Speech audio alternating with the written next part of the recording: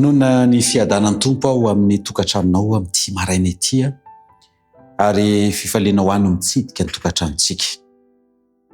Ry afa-malala isany misy any anabavy Georgette Ly izay mangataka vavaka ho an'ny tokantranony. Mba hananany izany tokantrano izany fiainam-bavaka, fiaraha-miombom-bavaka satria fandriny ny ahafahany teny rehefa ho avy eny amin'ny raon'ny lanitra Jesosy ny manao hoe ity izay sy ny zaza izay nomenao anay.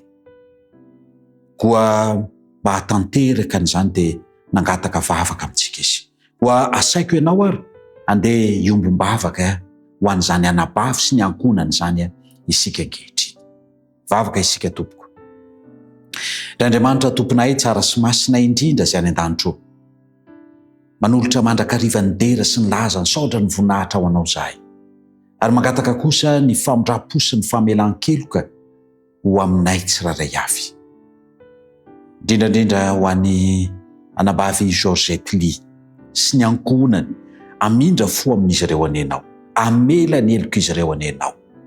Ary raha mangataka izy ankehitriny, ny fandriany Andriamanitra dia ny ananany izany ankonany izany fiombonana amin'ny fivavahana aminao izany, fiombonana amin'ny fanompona anao izany.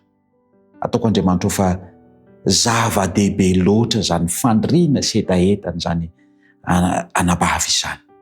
Tsy nangataka trano izy na vola na harena, fa ny fiombonana ho amin'ny fivavahana sy ny fanompona anao no nangatany, ho amin'ny talao aminao Andriamanitra. Raha mety ianao, homeo an'izany anabavy sy ny ankonany izany, izany fiombona ho amin'ny fivavahana sy ny fanompona anao izany. Ny firaisan-tsaina ao anatin'ny ankonana ho amin'ny fivavahana izany.